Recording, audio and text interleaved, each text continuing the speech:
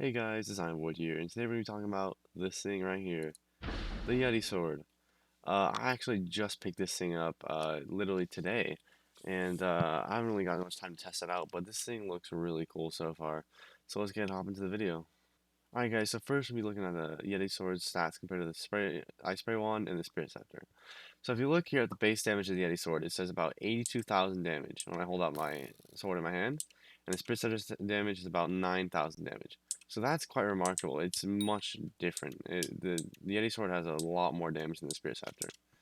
And then the Ice Spray wand has got about 22,000 damage when I hold it out in my hand. Actually, sorry, 53,000 damage.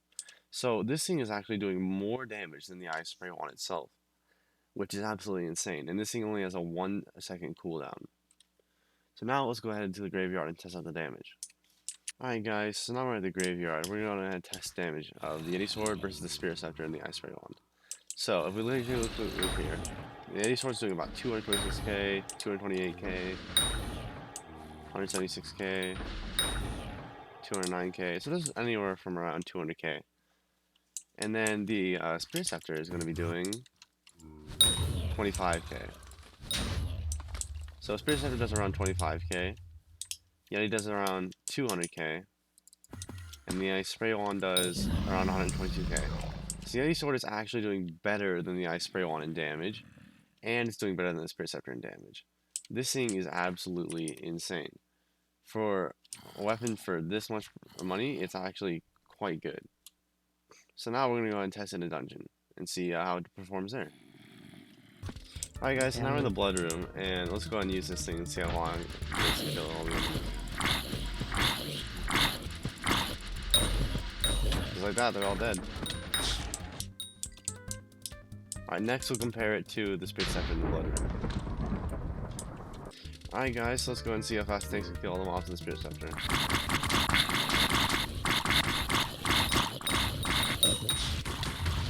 And they're all dead. Was it fast? It was pretty fast.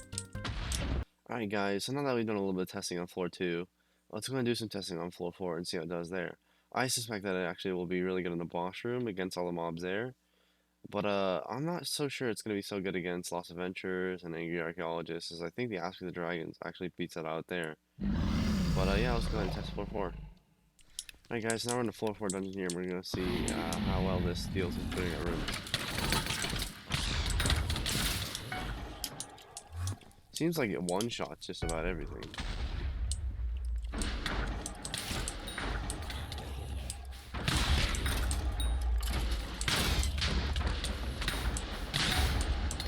Actually not one-shotting the zombie knights.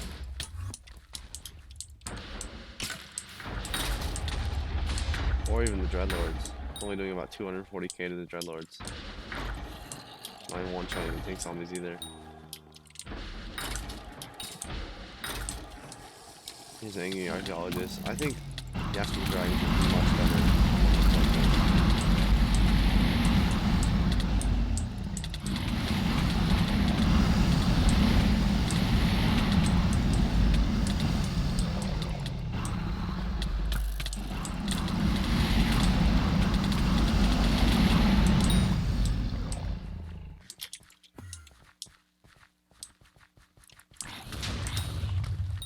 Here's a big room here. Let's go ahead and see how well this does.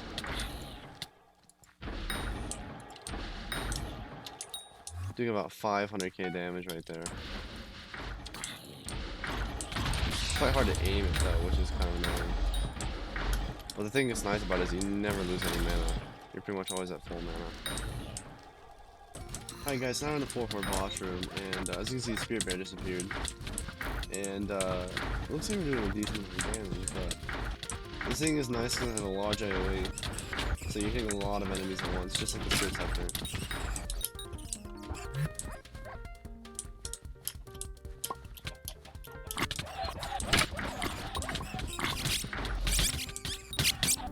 I can't actually tell how much damage we're doing, but I'm assuming it's more than the Spirit Scepter will be doing.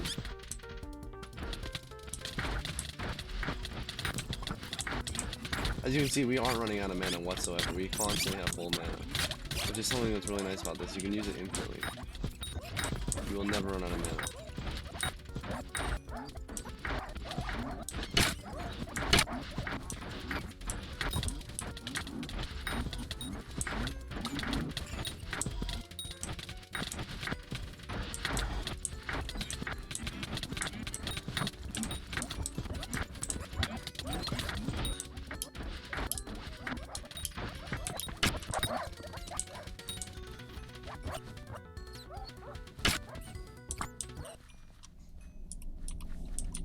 Alright, guys, that was me covering the Yeti sword, and my overall rating of this thing, I don't think it's that good. It's not a terrible weapon.